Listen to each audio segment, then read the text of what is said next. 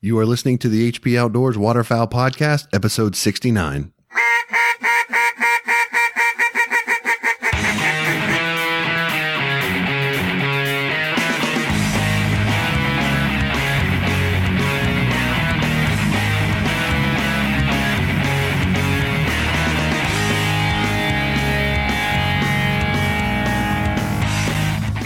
This week on the show, we're talking gun dogs with friend of the show, Barton Ramsey of Cornerstone Gundog Academy.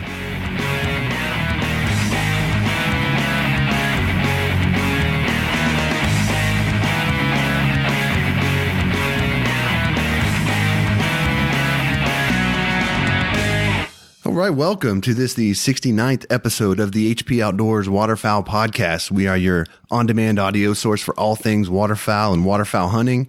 You can check us out across all of the social media platforms out there, Facebook, Twitter, Instagram. You can check us out at hpoutdoors.com, iTunes, Stitcher, Spotify, all the places that you can find great podcast content. Joining me this week, as he always does, the man with the most minivan, Dan. What's up? Not much, my brother. I'm excited to have Barton back on and talk a little about what he has going on. Yeah, we one of the things that we wanted to do, as we talked about last episode, is get back into getting more guests on and talking about people that are just the experts in their field to kind of help because we get a lot of questions about a lot of different things that we can answer, but we're not as well versed in on all of these areas as what some people are. And, when we had Barton on the show before, we had him on and we were talking about, Southern Oak kennels and things like that. And that episode was one of our most popular, most highly downloaded episodes that we've had. So we thought, what's, the best way to kick it off, bringing guests back on the show would be just to have Barton come back on. He's got an awesome thing going on with Cornerstone Gundog Academy that we're really excited to hear about, and just talk a little bit about, puppy training and just some of the stuff that we get questions on all the time. So, we're really glad to have him back. And, Barton, man, thanks for taking some time to join us again. Absolutely, guys. Super pumped to be back. And, I was talking to Dan the other day, and I think to me, it felt like the last time I was on HP was maybe a year and a half ago, but Dan told me it was some astronomical figure. What was it, Dan? How long ago was it? Not including the tips, but I think the last full episode was a little over 3 years ago. Oh, goodness. Which is crazy. Time has flown by, so I'm super stoked to be back. Yeah, you had a good run at tips there. Yeah, we had quick tips for you there for quite a while. So, you're not certainly no stranger to the program, and we've gone through little ebbs and flows as far as our release schedule. So part of the problem, it's not like we haven't talked about having you on. We just so I'll say that it's probably our fault that we haven't had you back sooner. But we're glad you're here. I've got 4 kids under 7 at my house, and so I don't know what in the world's even going on until someone calls me directly. So I'm just not blaming anyone. I wouldn't even know podcasts are still a thing if I didn't spend a little bit of time playing on the computer and seeing everyone so pumped about you guys.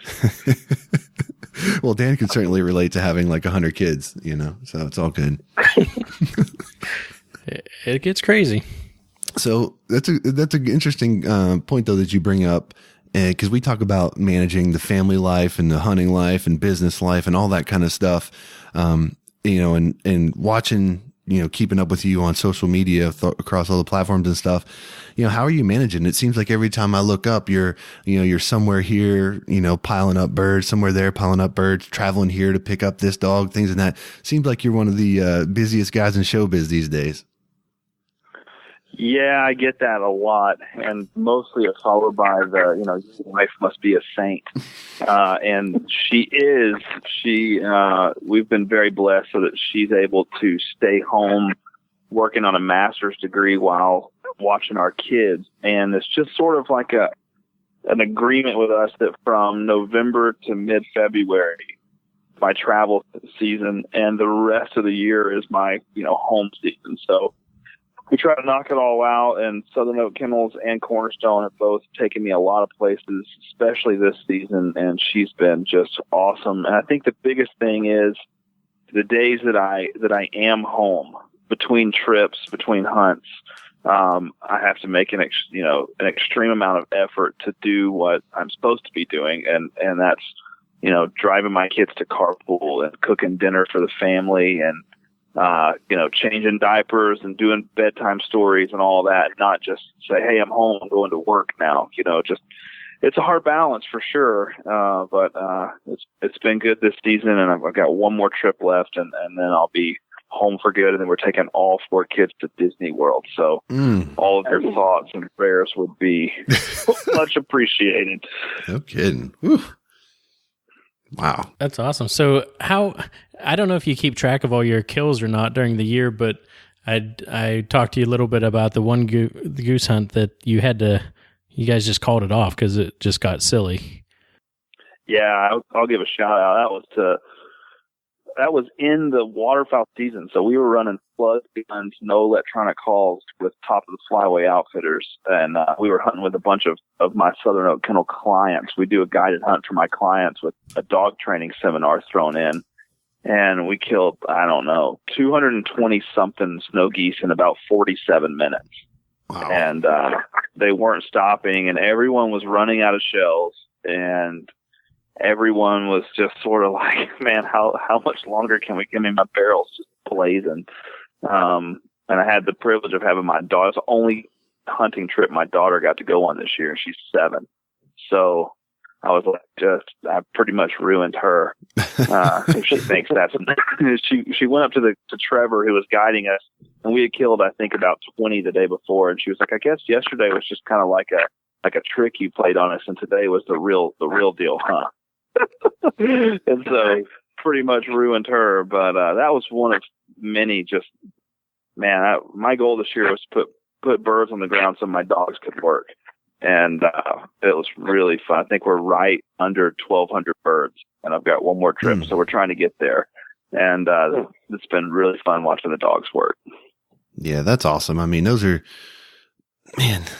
kind of hunts are just one of the, those are the ones that kind of hang with you forever, right? You always, can pull those back from the Rolodex of your mind and be like, hey man, you remember that time we were down there and we did, we had that hunt, and it was like, you get a handful of those, it seems like, that you get to carry around with you. But, like I said, I've been following you on social media. I've been seeing the pictures. I have no doubt we could spend the next hour talking about some of the awesome hunts that you've had this year.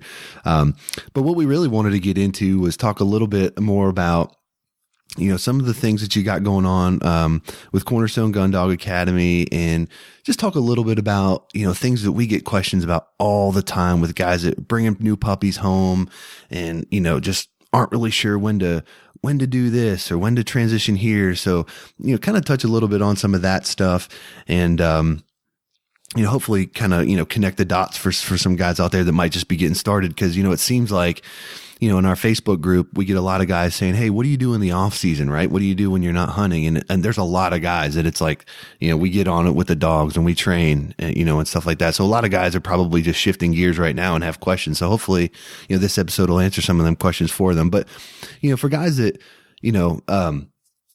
know you from Southern Oak Kennels or anything like that, talk to us a little bit about Cornerstone and kind of what you got going on there, and just kind of sort of what it is, so that guys get an idea of just, how great of a resource it could be for them. Sure. Yeah. It's a newer company that we launched officially in April of 2017. So we're not quite a year old yet. And I had an idea a few years ago with a friend of mine, Aaron Hitchens, with marketing / content firm called Rock House Motion. Aaron and I wanted to create sort of an all-inclusive app for people who own Labrador Retrievers. And it was a dream. It was maybe one day when we both have time, neither of us have a lot of that. And in the middle of that, I got a call from a longtime friend and another dog breeder and trainer named Keith Parvin from the Birmingham area. And Keith had a very similar idea, and he was actually kind of rolling with it with his son, Josh Parvin, who at that time was really young. I think Josh was 19 or so when they first called me. And I had sort of helped Keith and Josh get started in the Labrador world. And they had done a fantastic job and learned very quickly. And he had the same idea, and he asked if I wanted to to partner with them and work on this, all-inclusive sort of program / online course to teach people essentially everything they needed to know about owning and training a Labrador for gun dog work. And of course I was all in. So we started dreaming up what it would look like. We started recording videos, and we went and re-recorded those videos, and then we decided we couldn't do it. So we hired another company to do all of our videos, and it just sort of evolved. And the idea for us was there are a lot of good dog training programs out there. I don't want to take anything away from them, and they're all geared toward different things. A lot of them are geared toward hunt test or field trial dogs, which you can definitely train gun dogs from those programs. A lot of the gun dog ones are, a very short DVD with enough videos to kind of get you started. But we didn't know of any gun dog, specifically waterfowl driven program that was step by step all the way from the day you bring your puppy home through the day he's considered a finished retriever. And so we set out to build that, and we included a lot of things that I think, honestly, my basis for what we were going to include was owning a kennel, and I sell puppies to people all over the country, really all over the world. And so I'm constantly getting questions from people when they take their puppy home. When do I go in for the next round of shots? What sort of shots do we need? How much should I be feeding? What about crate training? And really, I just said, man, I want a way that I can answer all of those questions in one place. And that's what we set out to do. And I think we've accomplished that in a big way. We're still adding to it today, but that's sort of the overall vision of what Cornerstone would become. Yeah, I think you definitely did that too. And I'm sitting here, I actually have Cornerstone up right now, and I'm very jealous on my end because my father-in-law is going to be, I think I'm probably actually going to drive down. He might fly down and picking up a dog from you, and this will definitely come into effect here in his household, because I'm not sure. I know he's trained dogs before, his own dogs, but nothing like what you have on, what you got going. And especially it has to be a lot easier on your end from the doctor questions as far as that goes. When do you do this, or, all that stuff. And another thing, you guys have a great resource on Facebook where you guys are always there. Someone's always there answering, and you have enough people now that kind of know your program to where they're kind of taking it over for you. It seems like a little bit. Yeah, that's been a good resource. So the way Cornerstone works is technically you become a member, you join, and you immediately receive what's called a training library. And the videos that are in your library correlate with whatever package you signed up for when you join. And there's multiple packages available. Most people do the complete academy, which is everything. And you also gain immediate access to a private Facebook group. And Josh, Keith, and I, as well as several other pro trainers who are friends with us, and then a lot of people who've just used the program now. Everyone chimes in. A lot of guys, every time someone joins, we do a welcome post. Guys always have questions, or hey, I'm working my first dog or my second dog, or I haven't worked a dog in 20 years, or hey, I sent my dog off to a pro to be trained and I got it back and he's really nice, but I have no idea what to do now. So a lot of those type questions, and we're always there to answer, and that's been super helpful. I guess I'm looking at it like, okay, if I'm looking at buying a dog, from you or whoever your favorite kennel is, whatever, that's kind of not, that's beside the point. Obviously, like you're invested, right? I mean, you want a dog that's going to, be a good family dog, be a good hunting dog. And there's a million things that go into that. And, if I'm looking at, Cornerstone and I'm considering all these things, I just imagine for myself, I'm like, I just don't want to break this thing, right? Like, I don't want to do something that is, absolutely unrepairable. So like for a guy like me, or that might be sitting at home listening to this podcast, thinking about getting a duck dog, or's got an order for one, or one's coming, like, what would be your just handful of kind of just like quick tips to put that person at ease, to say like, it's like when you have a baby, right? It's like, you don't know what you're doing and you're never ready, I guess, but it's like can you really break it? Like, can you do something that can just absolutely ruin a dog from the start? Sure. I think there are some things, and we could go into a bunch of like the please never, please never take your puppy on a skeet shoot or to a gun range when they're young. I actually have people that do that. I just want them to get used to it. Makes sense. Please never put your puppy, never do water intro with a young puppy when the water's cold. You don't want their first experience to be a negative one. Never introduce a young pup to live birds that are actually like aggressive, where they go to pick this thing that they're excited up about and it's a mean chucker that turns around and just beats them up, and they're just kind of over it. Those sort of things, and then simple ones. Never throw too many retrieves with a puppy so that they get bored with it. Really, the way we base our program is those beginning few weeks and months. Those are essential. You can never go back and fill in things that you missed out on during those first few weeks. So you can always train a dog to do new things, but the socialization aspect of the first, I would say, 2 months at home, from weeks 8 to weeks 16 of age, you really can't replace that in any way. So we sort of walk you through what we do is we have videos that walk you through specifically what to do, like crate training. We use a clicker and treat, and there's a huge amount of misconception about that, and we can get into that later on in the show. We use a clicker and treat. We do phase it out, of course, when we do gun dog work. We're never like out in the field working gun dogs with a clicker and a treat. But for puppies, we use it. So we go through how to use that, how to place train. Really what we want you to do at that young age is have a dog who absolutely is thrilled about life because everything's fun and you're letting them be a puppy.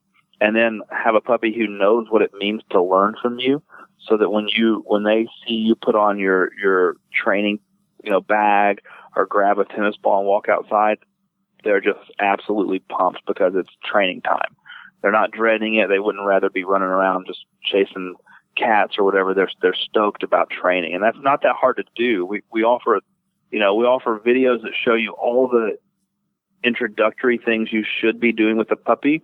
And then because we noticed people just had a lot of questions about what does it look like, we took a puppy from 7 weeks old and we made one video every week until they were 12 weeks old to show you sort of what we do. So here's what we do with a puppy. All right, it's week 9. The pup's name is Beretta. Beretta's Shotgun's been super cool to partner with us on this venture, so we named a pup for him. Nice. And so Beretta's biting everyone in week 9. How do you handle that? You've got a 4-year-old. You really want your 4-year-old and your dog to get along, and your dog's trying to chew his fingers off. So how do we fix that? We wanted people to get a first on, sort of a look into our home. It's actually Josh and Keith's house. Josh did all the work with the pup. Look into Josh's house and say, how do we raise this dog right? So that way they get not just here's how you do it, but I got to see it in action, sort of thing. And so, yeah, I think that's sort of how we handle it. And it's, there are definitely things you can do to ruin a dog. The difference between a dog and bringing a newborn baby home is dogs develop so much faster. So all of those, with human babies, you have those, formative years where you're kind of, their personalities are going to be forming, and you have a few years of that. Not that you should waste a single day of it, but you have a long time to teach them, and you're not even potty training until they're 2, 3, 3.5, whatever.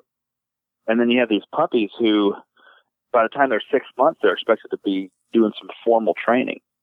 And they're supposed to be, people expect them crate trained in a week.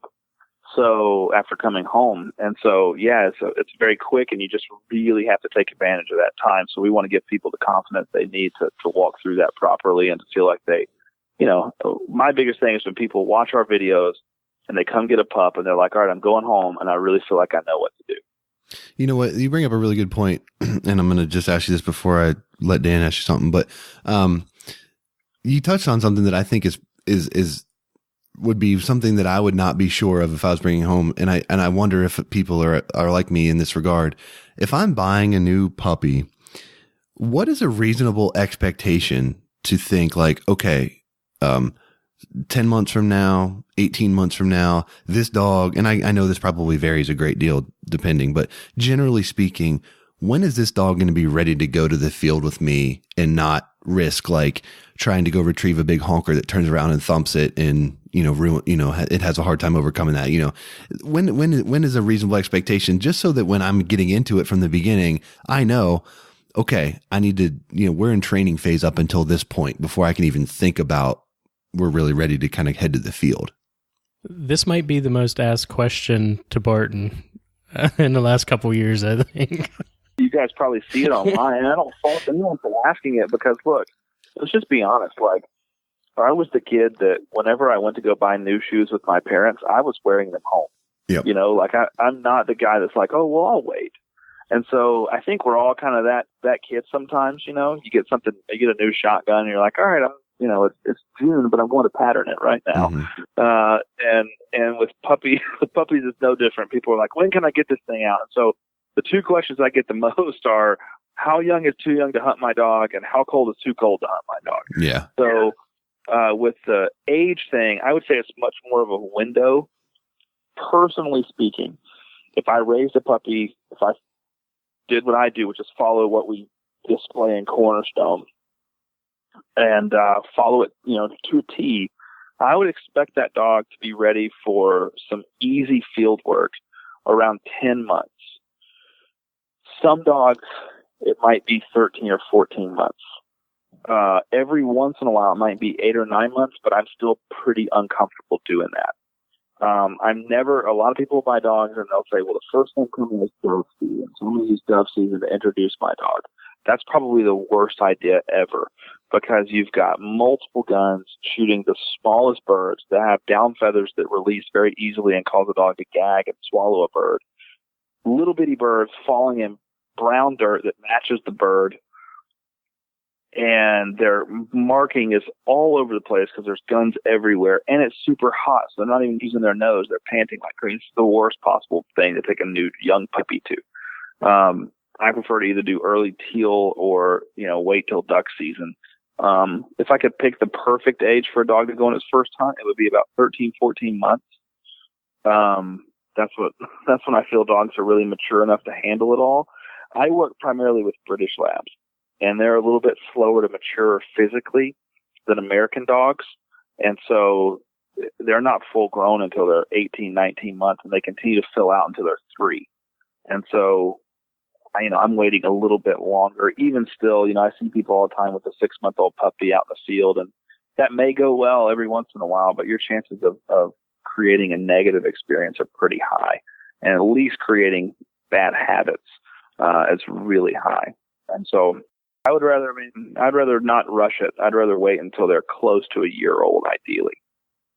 I was going to say, I think my dog, Kimber, she's American and kind of a dainty girl. I think she's low 60 pounds, somewhere 63, 64 pounds. And she's born in May. So the first year, there's no chance of getting her out the first season. And then the second year, I think I brought some honkers home in September, and she was still, she's more or less trying to drag the goose. Like she just couldn't handle it like I wanted her to. So, she was over, year and a half maybe, and just, maybe she wasn't used to it, or, had no training experience. So I was just going off of her basic instinct pretty much. And,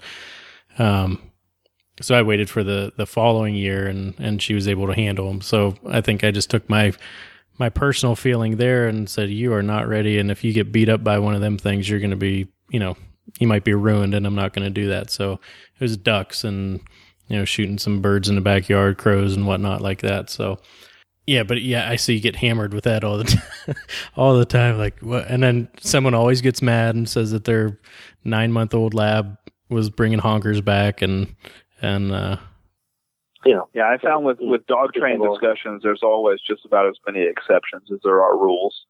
So, right, it's hard to be objective with some sort of, hey, here's the exact age, but definitely prefer to wait than rush it. So I was just going to go from the angle here. As I mentioned before, my father-in-law's getting a puppy off you here I think June, sometime in June, somewhere around there. You know, what can he expect? What can we expect coming down and, you know, the drive back and kind of those first few days, first few weeks? Like, what can we expect from that puppy? What should we have ready to bring that dog home? Should he, you know, I know that his dogs in the past will, you know, sleep in his bed with him. Is there an advantage to crate training? Should they sleep in a crate at night? You know, just kind of hit on that, and what should we expect on that trip on the way home? Sure.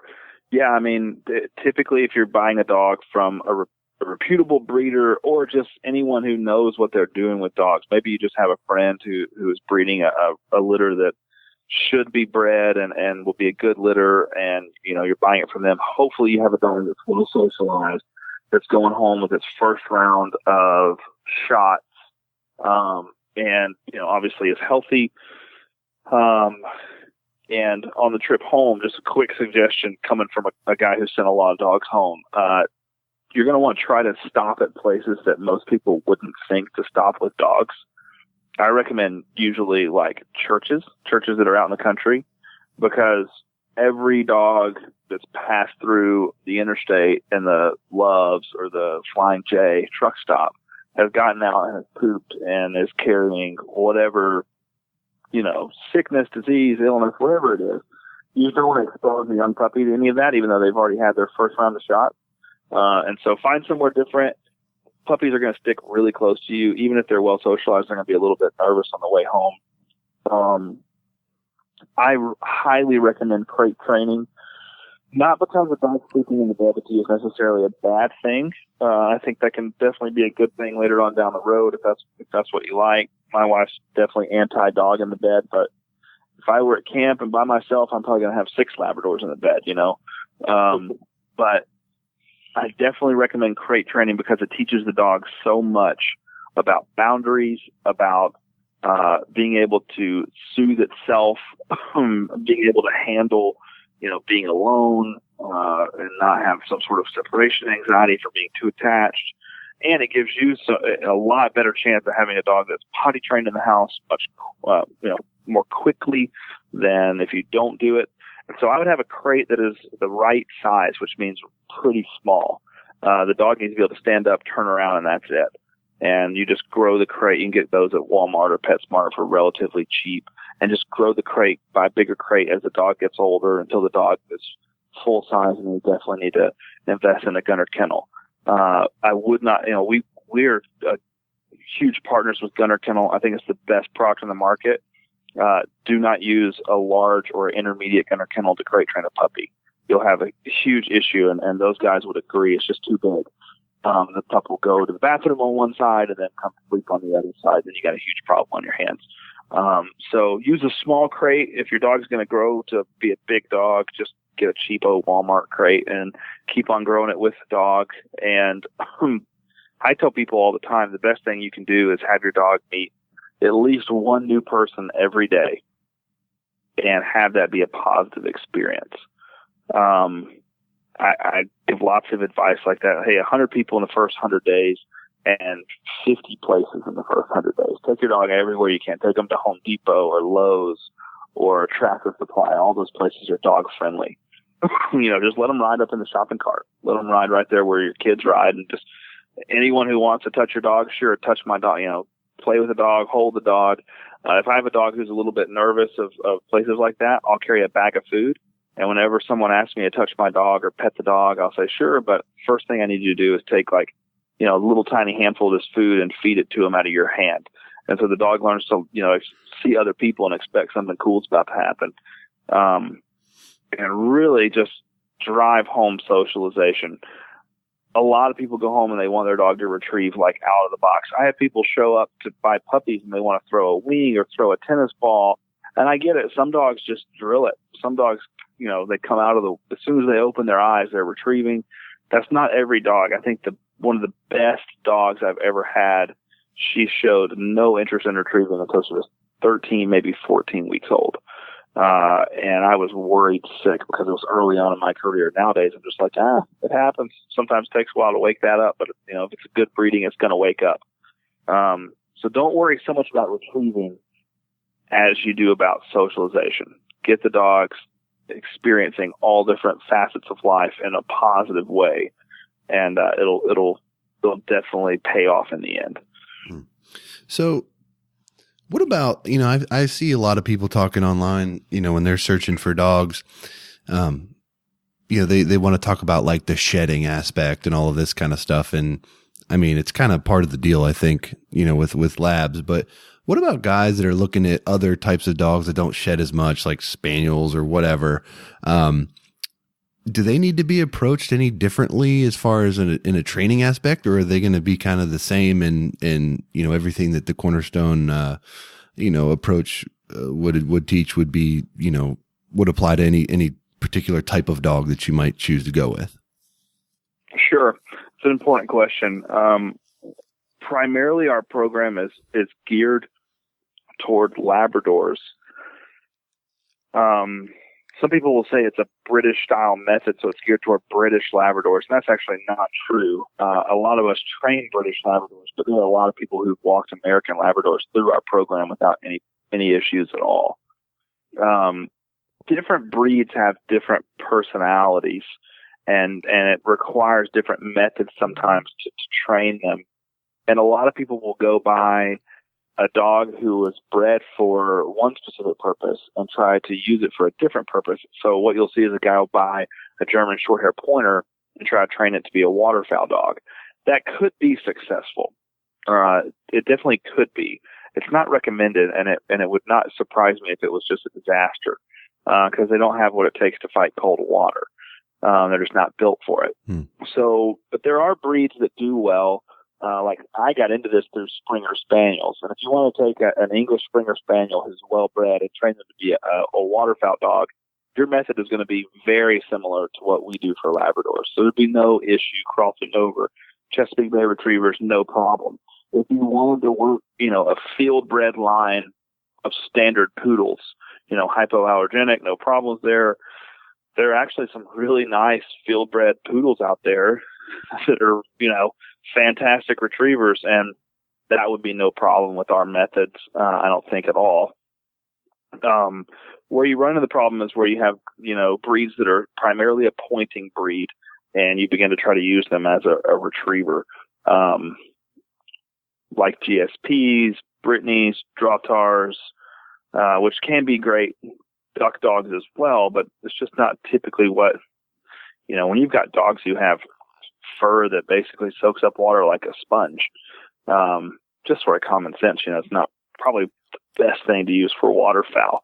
But the methods, especially the puppy methods, I would say, are going to carry over. Our puppy methods will carry over even if you want to train a dog to be a service dog or anything, a detection dog, or just a dog that you were doing obedience work with or agility.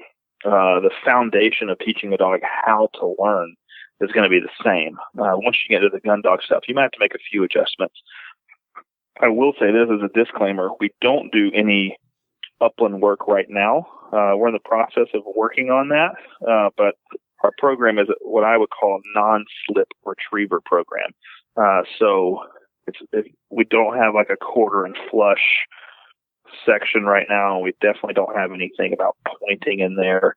And so if we get that question a lot. Hey, I've got a Brittany and one quail dog. Is your program right for us? And we're quick to say, absolutely not. We're not there yet. We hope to be there one day, but as of right now, we're a retrieving program. I don't know if you guys saw it, but I saw a video of a dachshund retrieving a duck not too long ago on social media. So would it work for wiener dogs, Barton? Yeah, I don't know. I would say we're not going to guarantee anything with the wiener dog, but shoot, man, I have more power to you. I'm certainly not against it. Hey, there's a pro trainer who's a friend of mine in South Texas.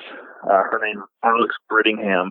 She's a fantastic gun dog trainer, and she has a Jack Russell named Gator that I got to meet last year doing some some relief work after Hurricane Harvey, and Gator is like a full-on waterfowl machine, Jack Russell Terrier. The dog he's tiny. He's picked up Canada geese. He's picked up specks, snow geese, mallards. She almost always has him hunting with a Labrador, but I'm telling you, the dog is bad to the bone. I mean, not just hey, go get the goose right out front, like big cold blinds through the water. I would say it's definitely possible with whatever. The other thing, this is probably more than you asked for, but there are some great breeds out there. Boykins, great breed of dog bred specifically for waterfowl work. Definitely different to work with. But I just caution people all the time. I think a lot of people want to do something because it's different. That's not necessarily a bad thing, but you just always have to remember, like, there is a reason that such a small percentage of people go that route. And it typically is going to have to do with the fact that it's not going to be very easy. And so I think some people will buy sort of I don't want to call it a novelty breed. A novelty breed, I think, would be more like a designer breed, but a rarer breed. For instance, the small Munsterlander. They look just like a Springer Spaniel. Super cool name, right? It's German. And I think people get really excited about it. And there's a group of guys that train them and do a really good job with them. But I think most people that buy them expect them to be like a Springer Spaniel looking Labrador. And they're just not. They're just totally different. And so just be cautious, if you take a different road, you can expect a different route. And, while some of the principles are certainly going to apply, just be careful not to bite off, more than you're ready for. Right. Yeah. I think the wiener dog in the duck swamp is pushing a little bit, but it was funny nonetheless. But I'll tell you, so you caught my attention with the, don't stop at truck stops, which I wouldn't even thought of, because one, you have to get gas, so you stop and you find any kind of grass available when you're on a long road trip to, taking your puppy home. You're excited and want to get home. So, do you have any more do's and don'ts, kind of maybe not just stuff to do with the dogs, but maybe how, like, the person should act towards the dog? You said, make sure they're having fun, make sure that everything's exciting. Or is there any time where you should be stern with a puppy in your point of view? Yeah, I think you just have to be careful. It varies from puppy to puppy. I've sent home some pups that are like, they're so bold that, no is not going to work. It's got to be a no, a serious no, and some sort of punishment to follow. I never recommend hitting a puppy, striking a puppy, pulling a pup's ear, Anytime you do that, especially with your hands or like a newspaper, or people recommend a newspaper, I'm just like, golly, you're conditioning your dog to be afraid of you. And that's the worst possible thing you can do. Or to be afraid of something in your hand. So when you're holding the dummy in your hand, trying to walk your dog at heel, and you go to sling the dummy, I've seen this, and the dog just flattens out on the ground like a pancake. That's not what you want. And so you have to be careful there, and definitely read your dog. The best thing you can do when it comes to those sort of like behavioral change is to just avoid it. Just avoid it. Prevent the situation. So if you have a dog who's constantly pestering your older dog, and it's very aggressive, this happens a lot. It's very aggressive with your older dog because it's a puppy and it's fearless, and your older dog's super sweet, so it hadn't learned to, put the puppy in its place, and you're worried about it. Rather than this constant battle of you trying to tell the puppy no and the puppy listening for 10 seconds and then going right back to what it was doing, just don't let them out together. Just avoid it until the puppy's old enough and mature enough to handle it.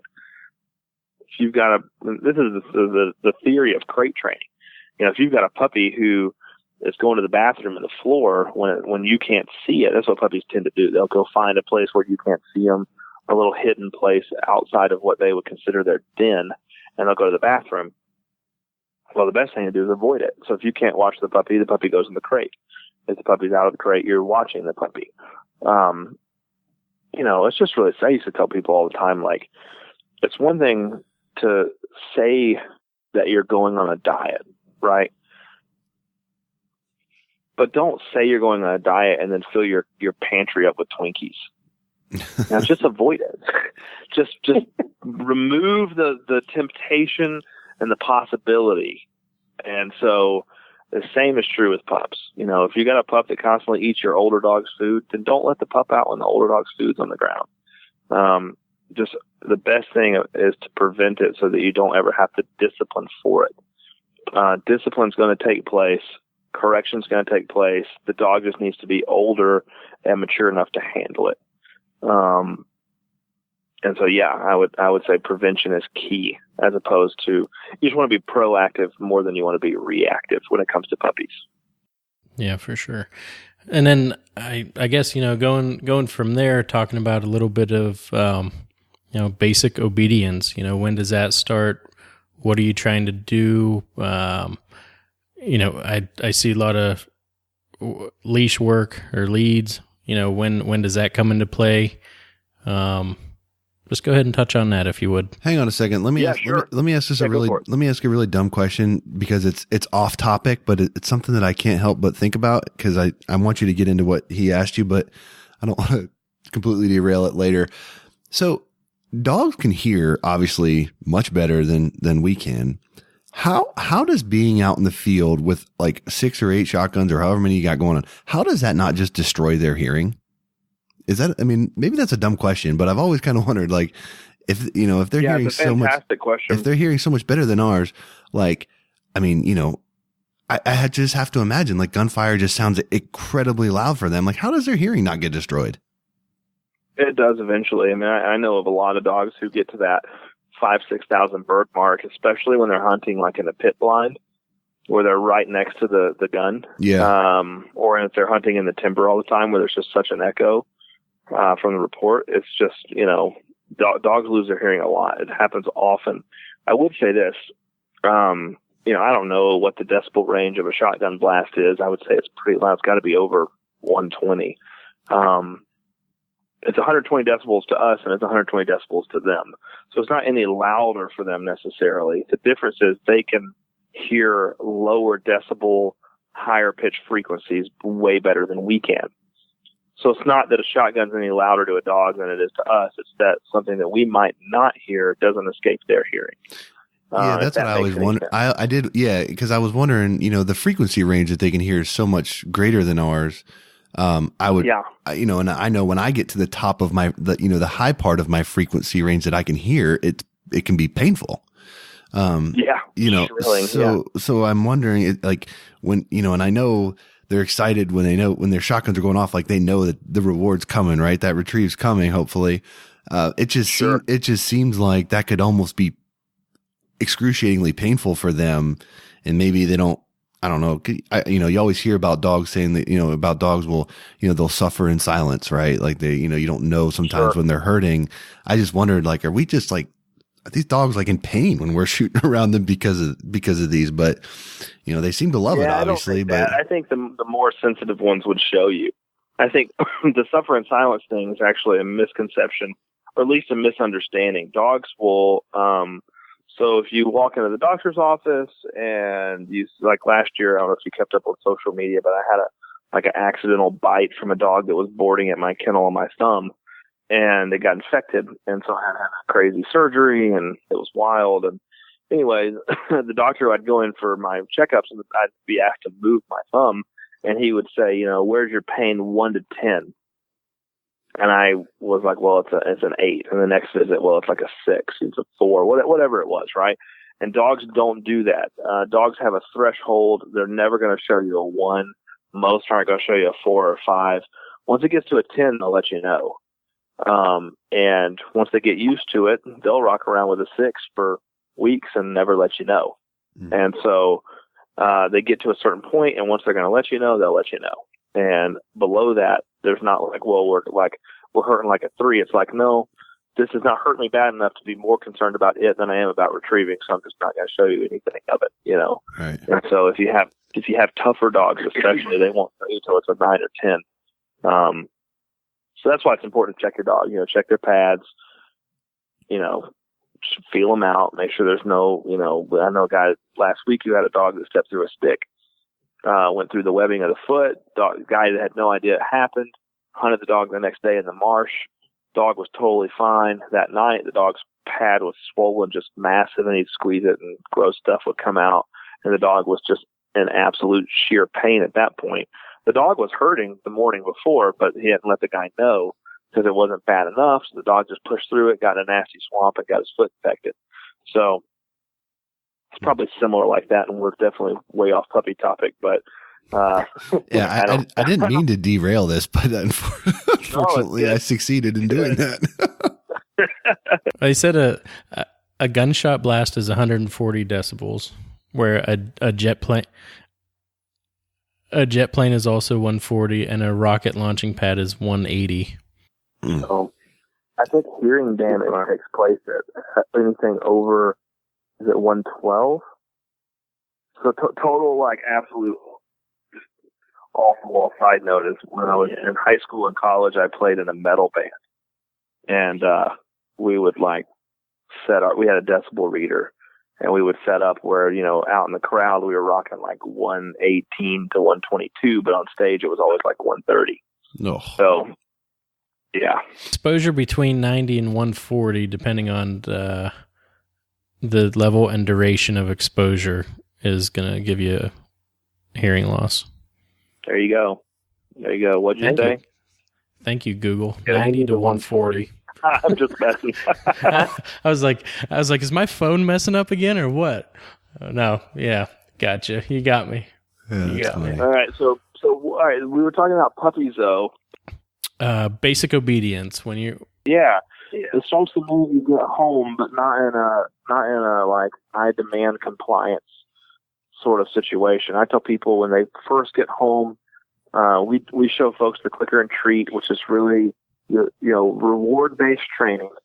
I don't care what anyone says. Dogs learn faster and better with a reward system than they do with a punishment system. And we can get into dog philosophy and training philosophy on another episode. And at some point, you absolutely do have to put pressure on a dog and use some sort of punishment, negative reinforcement, all the different things that we can get into on a different time. But puppies especially, and adult dogs, they learn better by reward all the time. They associate the reward with the behavior quickly. And so with your puppy, what you're trying to do is give the dog a cue, a verbal command or a physical command. Let's just use sit. So typically you're going to use a verbal and a physical. The verbal is going to be the word sit. Physical is going to be usually like lifting your hand up like a traffic cop telling you to stop. All right. As soon as the dog's rear end hits the ground, you're supposed to immediately let the dog know you did the right thing. And so, good boy, good girl, give the dog a treat and click. And of course, we go through before that. You have to load the clicker and all that. Check out Cornerstone if you want to know about loading the clicker. But the click is a marker. And it's this marker of you did well, you got a reward, and you hear this sound, and this sound is associated with doing the right thing. And it's unreal what that does to puppies. As soon as they see the clicker in your hand, they know it's time to learn, and they go into this zone of like, I'm in it. I'm with you. Whatever it is you're asking, you just see them trying to figure it out. What are you asking me to do? I'm ready to do it. I'm ready to get the click. And because the click's associated with the treat, it's a marker of good behavior. And so it starts as soon as you come home with your puppy with sit, with place. We actually use place before we use sit. It just seems to be a little bit easier as far as getting a dog to understand the click and treat. And so the dog, I may have said that backwards a while ago. I say good dog, then you click, then you give the treat. I think I got a little ahead of myself on the treat. So click, then treat, so the dog hears the click and expects the reward, understands that a reward is coming, I've done well. And so we move into place training, sit, and then within a few weeks it becomes remote sit and send to place. So you're taking these little 10-week-old puppies and you're telling them to place in your living room, and they're running all the way across the living room and sitting on the run to bed or the place board. And then they'll sit there for a few minutes, and then you recall them to you, and the whole time you're rewarding them through the process. And it's all a game. Everything's fun. There's no pressure. There's no, you did bad, I'm going to pick you up and carry you back to the place board. And all the sessions are very short. A puppy's attention span is unbelievably short. And so I tell people, if you've got 3 minutes 5 times a day, that's much better than 30 minutes 1 time a day. Just use your 3 minutes. Just use your 3 minutes. Get out there, train the dog for a minute. It's much better than getting double the amount of time in one go, because your dog's going to get bored and you're going to get frustrated. And anyway, so short sessions, keep it really fun, keep it really light, make it a game. And you have a dog that comes out with you and understands you're the boss. This is the guy that gives me food. This is the guy that gives me rewards. I just want to figure out what he's asking me to do. It's unreal how working dogs are just programmed to please. They come out, the best thing in their life is that they make you happy and food. So when you can put those two things together, it's pretty unbelievable what you can accomplish. I will say this as a side note. Most puppies, especially well-bred puppies, are going to be really good at compliance the first few weeks at their home. And somewhere between weeks 12 and 16, they're going to figure out that they don't have to do what you're saying. So I get all these kennels at 2 weeks in, they're like, this is the smartest dog ever. He can sit, stay, retrieve, and go to place, and all that, and blah, blah, blah. And then week 15, they're like, I don't know what happened. This dog's, absolutely stupid. And I'm ready to kill him. I'm sending him back. And you just have to hold on to that phase, where they learn, okay, I've got a little bit of independence. He says here, but I really want to go sniff, that patch of monkey grass over there. So I think I'm going to go to monkey grass. You just have to stick it out. And we kind of walk people through that, but it's going to happen with every dog at some point. They're going to get a little independent. They're going to have a little bit of a stomach streak. Probably going to happen more than once. 12 to 16 weeks is going to happen again. Females vary. Males are usually around that 1 year mark to 18 months where they, become a man. And now instead of retrieving, I got to go pee on everything. But those things pass. Those phases pass. We actually teach heel work. You mentioned the lead. We teach heel work without the lead, and then we use the lead. I don't do a whole lot with my dogs with a leash on them until they're about 6 months old, maybe 7 months old, which is different from most people. Different strokes for different folks, but we teach heel work with clicker and treat and shaping behavior. So we teach a dog to sit. You put a piece of food in your hand, you put it in front of the dog. The dog realizes you have the food, and you lift the food up in the air right above its head. And as it lifts its head up, it just sort of sits back into a seated position. You've probably seen this happen before. And what you're doing is you're using the food to physically shape a dog's behavior. Same thing with a place board. You carry the food over with the dog over the place board. As soon as the dog gets on it, click and treat. And so you can actually teach sit and place without ever saying a word, just by using the food to direct the dog. And then you can add in the vocal or the verbal cue, and then you can add in a physical cue with your hand, and then you can add in a whistle if you want to for sit, for recall. So that's typically how you do it. The same could be done with heel work. You just keep the food right on if you're right-handed, right on your left hip. Dogs will heel on the left if you're right-handed typically, because the shotgun shell is going to eject on the right-hand side. And so you got a dog right there on the left. You got a piece of, hot dog or a treat in your hand, right your left hip. And, you just walk around, and when the dog puts its nose right by the treat, you give it to him. And then you grab another one. And you'd be surprised after 15 minutes, the dog may wander off a little bit, but within 2 seconds, they're running right back to your hip. And within 5-10 training sessions, you get out and put a treat in your hand and say, heel. And the dog says, oh, I know exactly where I'm supposed to be, and they just don't leave it. And that's the difference. That's the difference in rewarding a dog for doing the right thing and then yanking a dog around on a leash for when it gets away from you. Yeah, both ways they're going to learn to heel, but one way they're going to be really excited to do it. And I definitely prefer that method over the other. Yeah, in all your videos, you can definitely tell, your dogs are just lively. They want to be right next to you. They're excited, and it's really cool to really cool to watch. So, Josh, I have one more question. I don't know if Josh has any more. No, I mean, I think my only question is, my dog gets ear infections like crazy. Any tips on helping him not he's actually got. Josh is like, I'm determined to actually just straight up like derail this thing. No, that's good. I mean, this is why we did the Doc Talk module. If you're in Cornerstone, we actually have a module called Doc Talk where we went to the guy that I consider the best of the best with Labradors. His name is Lee Payne.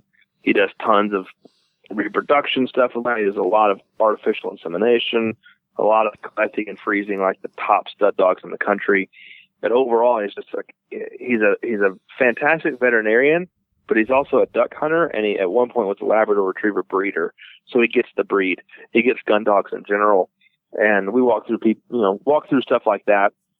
Ear infections, super common with waterfowl dogs. Moisture is what causes it. There's a couple remedies. I have two that get them constantly.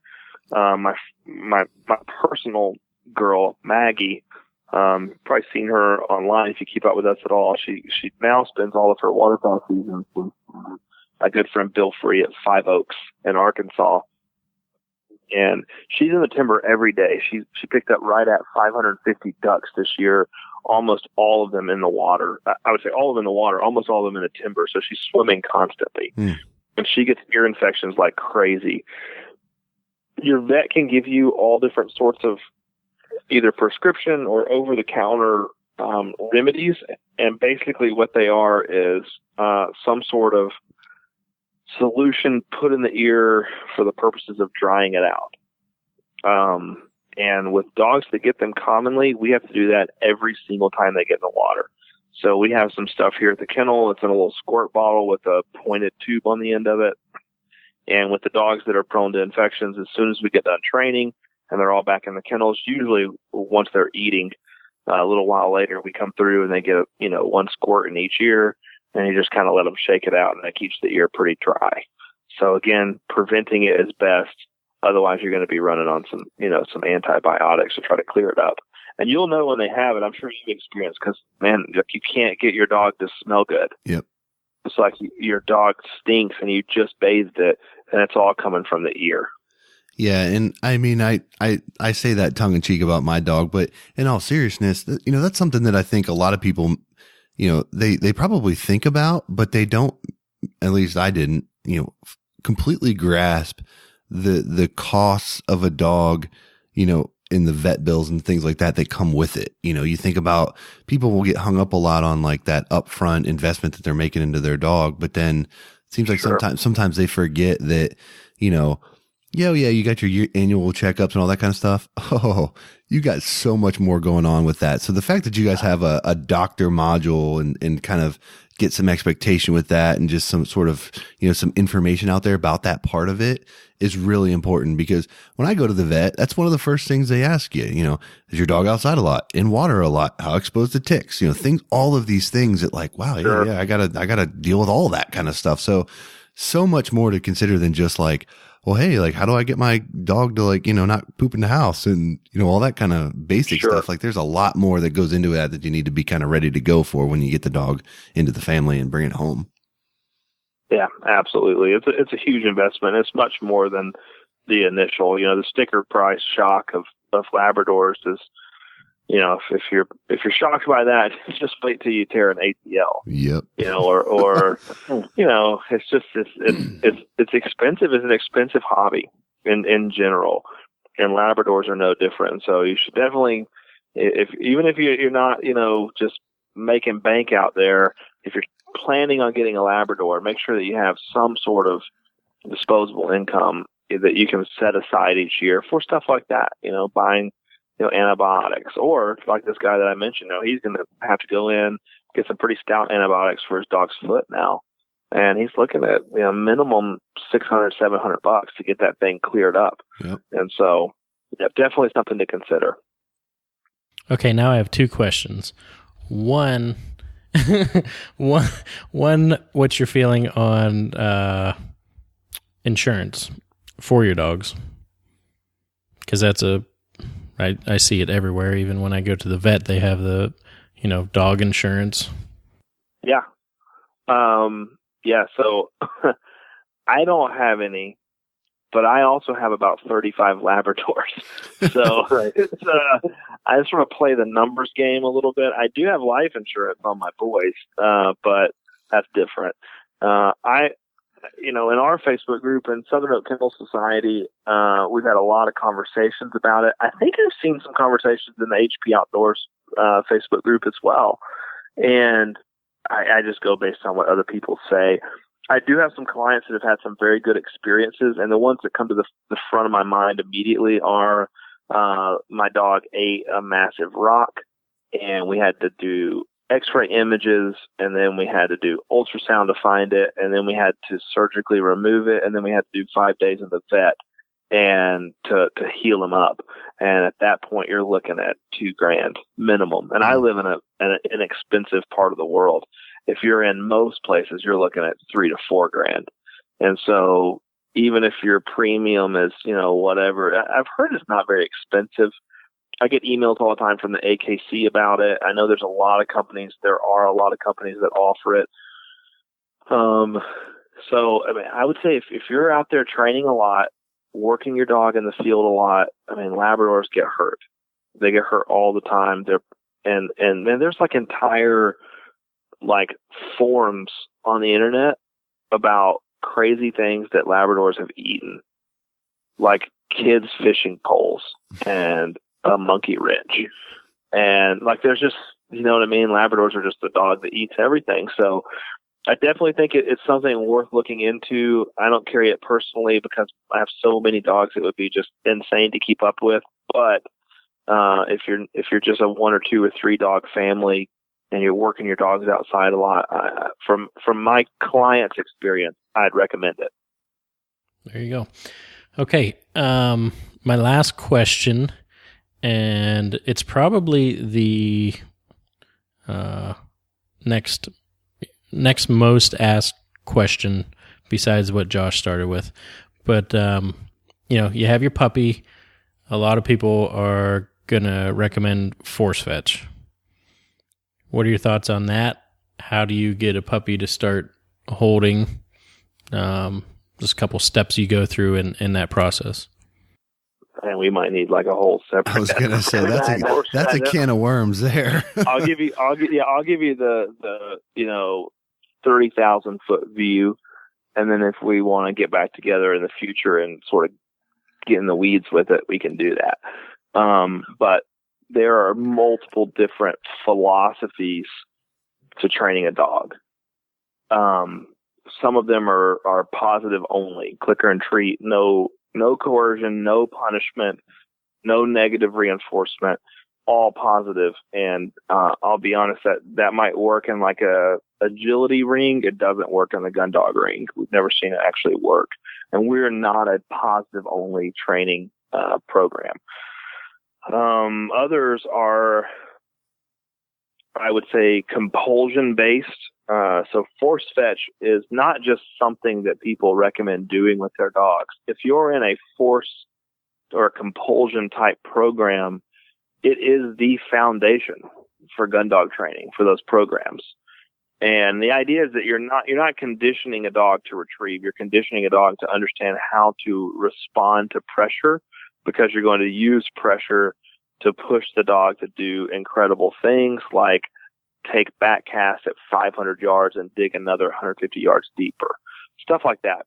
I would say it's absolutely necessary for American field trial games, which I would say most people have never seen and will never see. It's a crazy, cool sport, totally different from hunting, and everyone involved will tell you that. Most field trialers that I've met don't hunt ducks anymore at all. They just participate in field trials. So it's a totally different bird here in the U.S. But force fetch is, number one, risky if you don't know what you're doing. Pretty easy to ruin a dog. Your average Joe, I bought my second, third, or first lab, brought him home. I'm trying to train him, and now I'm going to force fetch him. It's there's a huge chance of ruining your dog. There are a multitude of, most people would use the word American style professional dog trainers out there who literally make a living force fetching dogs. That's all they do. Send me the dog, I'll force fetch it, and then it'll go back to the other pro for all the rest of the training. That's how careful you have to be. I mean, these guys have earned a living just knowing how to do it well. And I think a lot of people have misconceptions about it. I don't think it necessarily has to be abusive. I think a lot of people do take it to that level. But I don't also think it's necessary at all for gun dog work. We do a conditioned hold, and we have 7 videos that show you how to take a dog, and there is pressure involved, but it's not the same. And we could get into the philosophy at another time, but we just teach a dog to hold it while we ask it to hold it, and that's how we get to delivery to hand. And so we do conditioned hold, which is the first step of every force fetch program, is hold condition. And once you get through hold conditioning, then you get to the actual, force fetch or compulsion retrieve. We don't go that far with our dogs. We tend to rely on good breeding, on reward base. So early on, the reward is a treat. Later on, the reward becomes a retrieve, and you stick with that. And we don't seem to have, any issues. We've had a lot of both British and American dogs go through it. So I wouldn't say I'm in the anti-force fetch camp. I would say I'm in the force fetch is not necessary for gun dogs. I don't even really think it's necessary for hunt test dogs at all. And force fetch is not something I'd recommend any first, second, or third time dog trainers doing at all. I think it can be very dangerous and risky, and probably the risk outweigh the rewards. Unless you're in the American field trial game and you're working with a pro who's done it, often. But there's so many YouTube videos that it looks so easy. Just put them on a table and a wire. Yeah, put them on a table and grip that ear with a shotgun shell and let it rip, tater dip. It's not the same as that. I've seen some horror videos. I've heard horror stories, but I also know and respect a lot of guys out there who train dogs using compulsion, and their dogs love them. Their dogs are happy. They're not abused, and they're great guys. Guys like Brian Rex. He's out there on Facebook, and he's part of our community, doesn't train like us at all, has fantastic dogs, and his dogs are happy. And, so I think there's a misconception out there by a lot of guys that these dogs are abused. I think that is common, but I don't think that's the norm. I just think, we're trying to teach, Dan or Josh or whoever who works wherever and they love duck hunting and they just got a dog and they want to know what to do to make it a gun dog. That's what we're about. And force fetch is, I think, necessary for the field trial games, like I said, but not for that guy. And so we're trying to give that guy every single tool he needs to take Fido and make him, a duck retrieving machine. That's awesome. It's definitely in line with what we do, with our show and trying to help people, be successful in the field. That's what it's about, having success and enjoying your time. So, real quick, if you could just tell everybody listening where they can find all these resources, where they can find, Cornerstone, the various social media platforms, the Southern Oak Kennel Society, all that good stuff. Where can they find all your good content that you got out there? And you have, Barton, before you answer that, do you have, just so they know a little bit more about Cornerstone, do you have a breakdown of courses and lessons? Like I know, like how many courses there are and how many lessons in each course, or a varying amount? So it's CornerstoneGundogAcademy.com. You can look up Cornerstone Gundog Academy on Facebook or Cornerstone Gundogs on Instagram. We have a multitude of courses. You can buy individual modules, which may come with anywhere from 8 to 15 videos. You can purchase bundles. So say you've got a dog who's already started, already retrieving, already hunting, and you want to finish it. You can buy a bundle for that. Or say you just want the beginning steps. You just want to get your dog started, and then you're going to send them to a pro. You can buy a bundle for that. We offer 3 different bundle packages, and then we have the Complete Gundog Academy, which is, like I said, at this point, I think it's around 135 videos. I talked to Keith today, and I think we had 5 more we were going to film in the next few weeks. We're constantly adding to it. And so everyone's different. I mentioned Doc Talk. I think there's 7 or 8 videos from Lee Payne, our veterinarian friend in there. The big ones, the way it's built is you have Doc Talk, you have Success with Your New Puppy, and we have a module called How Dogs Learn, which is a philosophy module. It goes through what I just talked about, compulsion training. It talks about reward training. It talks about the 4 phases of learning, which we can get to another time, and just teaches you what it is that's going on in your dog's mind while you're training your dog, which I think is imperative to learn before you start training. And then we have basic obedience, advanced obedience, basic gun dog, intermediate gun dog, advanced gun dog, and then polishing your retriever. So that's sort of the breakdown, and every one of those is different. Some of them have 12 to 15 videos. I think intermediate gun dog has like 30 videos in it. There's a part where you're going to spend a chunk of time working on various things. We work on marking, we work on handling, we work on memories, then we work on cold blinds, pattern blinds, casting drills, all that stuff is in there. All filmed HD. We use a lot of drone footage so you can have a bird's eye view of what the dog and the drill looks like. So you're not, a lot of times you see it on the ground, you're like, how'd that setup actually look? We have a flow chart that will be released this month that walks you through literally every step of the way and gives you the space you need to check off where your dog is in the 4 phases of learning on each skill that you're going to be teaching, so that you can keep kind of a progress report on your dog as you walk through. So yeah, that's us, CornerstoneGundogAcademy.com. If you go there, you can sign up for our free preview module. You can check out a bunch of videos for free, just see if you like it, see if you like the format. I think one of the biggest advantages we offer is that you can actually watch the videos in the field without a TV and a DVD player. You can pull it up on your phone in real time. You're saying, hey, I'm out in the field with Max. I'm trying to run a wagon wheel, and I just can't remember, what to do next. You can pull it up right there, watch it, and then run it from your phone and keep your progress and all that. So that's super, super helpful, I think. Once you join, if you decide to sign up, then we'll add you into the Cornerstone CGA members-only group. And then, of course, selfishly, SouthernOakKennels.com is my kennel. There's a lot of great breeders out there. Check them all out. Do your research before you buy a dog. If you're interested in talking about dog training, we do have a Facebook group called the Southern Oak Kennel Society that is much like the HP Outdoors Waterfowl podcast group, except we just talk about dogs all the time. So probably a lot less minivan talk in that group too, I bet. A little less minivan, probably a little less surveys, which I'm always a little jealous. You guys do cool surveys on there, like, what color should my next gun be or whatever, but we should do more of those. What color should my next dog be? There you go. Yeah. We give the people what they want. I mean, what can we say? Give the people what they want. Yeah, that's it. Well, we're definitely glad that we were able to get you back on. Hopefully, we're able to do this a lot more frequently. Dogs are one of the things that we get just so many questions on. And like we said earlier in the show, the first time we had you on, has been one of our most popular episodes, most downloads and stuff like that. So hopefully we're able to get you on a lot more often and, give guys a lot of good information about dogs. And, it was good catching up.